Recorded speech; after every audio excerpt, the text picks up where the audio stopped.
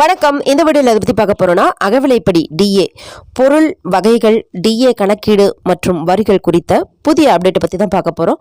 அது என்னன்னு தெரிஞ்சுக்கிறதுக்கு முன்னாடி நீங்கள் நம்ம சேனலை சப்ஸ்கிரைப் பண்ணலைன்னா சப்ஸ்கிரைப் பண்ணி பக்கத்தில் இருக்க பெல் சிம்பிளையும் மறக்காமல் ப்ரெஸ் பண்ணி வச்சுருங்க. அப்போ தான் நான் போடுற முக்கியமான தகவல் உங்களை வந்து சேரும். இப்போ வாங்க வீடியோக்குள்ளே போகலாம். பொதுத்துறை நிறுவனங்களில் பணிபுரியும் ஒவ்வொரு நபருக்கும் அவர்களின் சம்பளத்தின் ஒரு பகுதியாக அகவிலைப்படி வழங்கப்படுகிறது.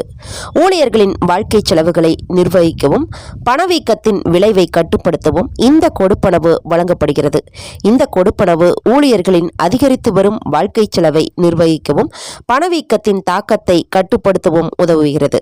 அடிப்படை சம்பளத்தின் சதவீதமாக கணக்கிடப்படும் அகவிலைப்படி நுகர்வோர் விலை குறியீட்டின் அடிப்படையில் ஆண்டுக்கு 2 முறை மதிப்பாய்வு செய்யப்படுகிறது. இது முழுமையாக வரி விதிக்கத்தக்கது மற்றும் அடிப்படை ஊதியம் மற்றும் பணவீக்க விகிதங்கள் போன்ற காரணிகளை பொறுத்து மாறுபடும். இந்த கட்டுரையில் அகவிலைப்படி மற்றும் அதன் வரி விதிப்பு பற்றி தெளிவாக காணலாம். அகவிலைப்படி என்றால் என்ன? பணவீக்கத்தின் தாக்கத்தை ஈடுகட்ட வாழ்க்கை செலவு சரி செய்தலாக அரசாங்கம் தனது ஊழியர்கள் மற்றும் ஓய்வூதியதாரர்களுக்கு அகவிலைப்படியை செலுத்துகிறது. அதிகரித்து வரும் விலைவாசி உயர்வை சமாளிக்க அரசு ஊழியர்களின் பயனுள்ள சம்பளம் தொடர்ந்து அதிகரிக்கப்பட வேண்டும். அகவிலைப்படி அடிப்படை சம்பளத்தின் சதவீதமாக கணக்கிடப்படுகிறது. இதனால் அகவிலைப்படி ஊழியருக்கு பணியாளரின் அடிப்படை சம்பளத்தை பொறுத்து மாறுபடும். அகவிலைப்படி பெறும் ஊழியர்கள் அதை தங்கள் சம்பளத்தின் ஒரு பகுதியாக அறிவிப்பது கட்டாயமாகும். அகவிலைப்படி முழுமையாக வரி விதிக்கப்படுகிறது. டிஏவில் சமீபத்திய மாற்றங்கள். மத்திய அரசு ஊழியர்களுக்கான அகவிலைப்படி மற்றும் மத்திய அரசு ஓய்வூதியதாரர்களுக்கான குடும்ப ஓய்வூதியதாரர்களுக்கான அகவிலை நிவாரணம் சமீபத்தில் முந்தைய 53%இலிருந்து 55% உயர்த்தப்பட்டுள்ளது. இந்த அதிகரிப்பு ஜனவரி 1, 2025 முதல் அமலுக்கு வருகிறது. இந்த மாற்றம் மத்திய அரசு ஊழியர்களின் வீட்டிற்கு எடுத்துச் செல்லும் சம்பளத்தை எவ்வாறு பாதிக்கிறது என்பதை ஒரு எடுத்துக்காட்டில் விரிவாக காணலாம். ஒரு மத்திய அரசு ஊழியரின் அடிப்படை சம்பளம் மாதம் ரூபாய் 45,700 என்று வைத்துக் கொள்வோம். முன்பு 53% அகவிலைப்படி விகிதத்தில் அவர்களின் அகவிலைப்படி ரூபாய் 24,221 இருந்தது. புதிய அகவிலைப்படி விகிதமான 55%துடன் அவர்களின் அகவிலைப்படி 25,135 அதிகரிக்கும். அதாவது அவர்களின் சம்பளத்தில் கூடுதலாக ரூபாய் 914 பெறுவார்கள். இந்த மாற்றங்கள் மத்திய அரசு ஊழியர்களின் வாழ்க்கை செலவை சமாளிக்க உதவுகின்றன. சுருக்கமாக, சமீபத்திய அகவிலைப்படி உயர்வின் காரணமாக மத்திய அரசு ஊழியர்கள் வீட்டிற்கு எடுத்துச் செல்லும் சம்பளத்தில் குறிப்பிடத்தக்க அதிகரிப்பை எதிர்பார்க்கலாம். அகவிலைப்படி கணக்கீடு. ஒரு குறிப்பிட்ட நிதியாண்டில் விலைவாசி உயர்விலிருந்து பாதுகாக்க ஊழியர்களுக்கு அகவிலைப்படி வழங்கப்படுவதால் அது ஒவ்வொரு ஆண்டும் 2 முறை ஜனவரி மற்றும் ஜூலை மாதங்களில் கணக்கிடப்படுகிறது. அகவிலைப்படியை கணக்கிடுவதற்கான சூத்திரம் 2006இல் அரசாங்கத்தால் மாற்றப்பட்டது. தற்போது அகவிலைப்படி பின்வரும் சூத்திரத்தின்படி காணப்படுகிறது. மத்திய அரசு ஊழியர்களுக்கு டிஏ சதவீதம் கடந்த 12 மாதங்களுக்கான AICPI சராசரி அடிப்படை ஆண்டு 2001 = 100 -115.76 டிவைடட் பை 115.76 பெருக்கல் 100. பொதுத்துறை ஊழியர்களுக்கு டிஏ சதவீதம் கடந்த 3 மாதங்களுக்கான AICPI அடிப்படை ஆண்டு 2001 = 100 சராசரி -126.33 டிவைடட் பை 126.33 பெருக்கல் 100. இங்கு AICPI என்பது அகில இந்திய நுகர்வோர் விலை குறியீட்டை குறிக்கிறது.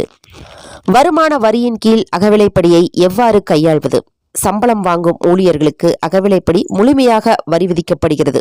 பணியாளருக்கு அலங்காரம் செய்யப்படாத வாடகை இல்லாத தங்குமிடம் வழங்கப்பட்டிருந்தால் அது பணியாளரின் ஓய்வூதிய சலுகை சம்பளத்தை உருவாக்கும் சம்பளத்தின் ஒரு பகுதியாக மாறும். மற்ற அனைத்து முன் நிபந்தனைகளும் பூர்த்தி செய்யப்பட்டிருந்தால் இந்தியாவில் வருமான வரி விதிகளின்படி தாக்கல் செய்யப்பட்ட வருமானத்தில் அகவிலைப்படி கூறு தனித்தனியாக குறிப்பிடப்பட வேண்டும். அகவிலைப்படி வகைகள். கணக்கீட்டிற்கு அகவிலைப்படி 2 தனித்தனி பிரிவுகளாக பிரிக்கப்பட்டுள்ளது: தொழில்துறை அகவிலைப்படி மற்றும் மாறுபடும் அகவிலைப்படி. தொழில்துறை அகவிலைப்படி மத்திய அரசின் பொதுத்துறை ஊழியர்களுக்கு பொருந்தும். அதிகரித்து வரும் பணவீக்கத்தின் தாக்கத்தை ஈடுகட்ட பொதுத்துறை ஊழியர்களுக்கான தொழில்துறை அகவிலைப்படி நுகர்வோர் விலை குறியீட்டை பொறுத்து காலாண்டுக்கு ஒரு முறை திருத்தப்படுகிறது. மாறுபடும் அகவிலைப்படி மத்திய அரசு ஊழியர்களுக்கு பொருந்தும். அதிகரித்து வரும் பணவீக்கத்தின் தாக்கத்தை ஈடு செய்ய உதவும் வகையில் நுகர்வோர் விலை குறியீட்டின்படி இது ஒவ்வொரு 6 மாதங்களுக்கும் திருத்தப்படுகிறது. கீழே கொடுக்கப்பட்டுள்ள VDA 3 வெவ்வேறு கூறுகளை சார்ந்துள்ளது. அடிப்படை குறியீடு ஒரு குறிப்பிட்ட காலத்திற்கு நிலையானதாக இருக்கும். நுகர்வோர் விலை குறியீடு ஒவ்வொரு மாதமும் மாறும்போதும் VDAயை பாதிக்கிறது. அரசாங்கம் குறைந்தபட்ச அடிப்படை ஊதியத்தை திருத்தும் வரை அரசாங்கத்தால் நிர்ணயிக்கப்பட்ட மாறுபடும் DA தொகை நிலையானதாகவே இருக்கும். அகவிலைப்படி கணக்கிடுவதில் ஊதிய குழுக்களின் பங்கு. ஒரு ஊழியரின் இறுதி சம்பளத்தை உருவாக்கும் பல்வேறு கூறுகளின் அடிப்படையில் 7வது சம்பளக்குழு பொதுத்துறை ஊழியர்களின் சம்பளத்தை மதிப்பீடு செய்து மாற்ற வேண்டும். எனவே அடுத்தடுத்த சம்பளக்குழு அறிக்கையை தயாரிக்கும் பொழுது சம்பளக்குழுக்களால் அகவிலைப்படியும் பரிசீலிக்கப்படுகிறது. சம்பள கமிஷன்கள் சம்பளத்தை கணக்கிட உதவும் ஒவ்வொரு காரணியையும் கருத்தில் கொள்வதற்கு பொறுப்பாகும். இதில் DA கணக்கிடுவதற்கான பெருக்கல் காரணியை அவ்வப்போது மதிப்பாய்வு செய்து புதுப்பித்தல் ஆகியவை அடங்கும்.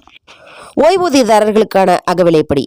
இந்த விஷயத்தில் ஓய்வூதியம் பெறுவோர் என்பவர்கள் மத்திய அரசின் ஓய்வு பெற்ற ஊழியர்கள், அரசாங்கத்திடமிருந்து தனிநபர் அல்லது குடும்ப ஓய்வூதியத்திற்கு தகுதியுடையவர்கள். ஒவ்வொரு முறை சம்பள ஆணையம் புதிய சம்பள அமைப்பை வெளியிடும் பொழுதும் அந்த மாற்றம் ஓய்வு பெற்ற ஊழியரின் ஓய்வூதியத்திலும் பிரதிபலிக்கிறது. அதேபோல் அகவிலைப்படி ஒரு குறிப்பிட்ட சதவீதத்தால் மாற்றப்பட்டால் ஓய்வு பெற்ற பணியாளர்களின் ஓய்வூதியம் அதற்கேற்ப திருத்தப்படும். ஓய்வூதியதாரர்கள் மீண்டும் பணியமர்த்தப்படும் பொழுது DA பெற முடியாது. மேலும் DA ஒரு கால அளவு அல்லது நிலையான ஊதியத்தில் வழங்கப்படுகிறது. இருப்பினும் ஓய்வூதியதாரர்கள் சில நேரங்களில் மீண்டும் பணியமர்த்தப்படும் பொழுது DA பெறலாம். இது அவர்களின் கடைசி சம்பளத்திற்கு மட்டுமே. ஓய்வூதியதாரர்கள் மீண்டும் பணியமர்த்தப்படும் பொழுது வெளிநாட்டில் வசிக்கும் பொழுதும் DA வழங்கப்படுவதில்லை. ஆனால் மீண்டும் பணியமர்த்தப்படாமல் வெளிநாட்டில் வசிக்கும் ஓய்வூதியதாரர்கள் தங்கள் ஓய்வூதியத்தில் DA பெற தகுதியுடையவர்கள். DA மற்றும் HRA இடையே உள்ள வேறுபாடு. அகவிலைப்படியை HRA-உடன் குழப்பிக் கொள்ளக்கூடாது. ஏனெனில் அவை இரண்டும் தனித்தனி கூறுகள் மற்றும் வருமான வரிக்கு வித்தியாசமாக கருதப்படுகின்றன. ஒரு குறிப்பிடத்தக்க வேறுபாடு என்னவென்றால் தனியார் மற்றும் பொதுத்துறை ஊழியர்களுக்கு HRA பொருந்தும். அதே நேரத்தில் பொதுத்துறை ஊழியர்கள் மட்டுமே DAக்கு தகுதியுடையவர்கள். கூடுதலாக HRA-வுக்கு பொருந்தக்கூடிய சில வரி விலக்குகள் உள்ளன. அவை DA-விற்கு கிடையாது. முடிவுரை. முடிவில் பொதுத்துறை ஊழியர்களின் சம்பளத்தில் அகவிலைப்படி ஒரு முக்கிய பகுதியாகும். இது பணவீக்கம் காரணமாக அதிகரித்து வரும் வாழ்க்கை செலவுகளை சமாளிக்க அவர்களுக்கு உதவுகிறது. இது நுகர்வோர் விலை குறியீட்டின் அடிப்படையில் சரி செய்யப்படுகிறது மற்றும் குறிப்பாக பணவீக்க காலங்களில் ஊழியர்களுக்கு நிதி நிவாரணத்தை வழங்குகிறது. அகவிலைப்படி முழுமையாக வரி விதிக்கக்கூடியது என்றாலும் வீட்டிற்கு எடுத்துச் செல்லும் ஊதியத்தை அதிகரிப்பதில் இது முக்கிய பங்கு வகிக்கிறது. அகவிலைப்படி எவ்வாறு கணக்கிடப்படுகிறது, அதன் வரி தாக்கங்கள் மற்றும் HRA போன்ற பிற கொடுப்பனவர்களிலிருந்து இது எவ்வாறு வேறுபடுகிறது என்பதை புரிந்து கொள்வது ஊழியர்கள் தங்கள் நிதிகளை திறம்பட நிர்வகிக்க அவசியம். மேலும் இது போன்ற முக்கிய தகவல்களுக்கு நீங்க நம்ம சேனலை சப்ஸ்கிரைப் பண்ணலன்னா சப்ஸ்கிரைப் பண்ணி பக்கத்தில் இருக்க பெல் சிம்பிளையும் மறக்காம பிரஸ் பண்ணி வச்சிருங்க.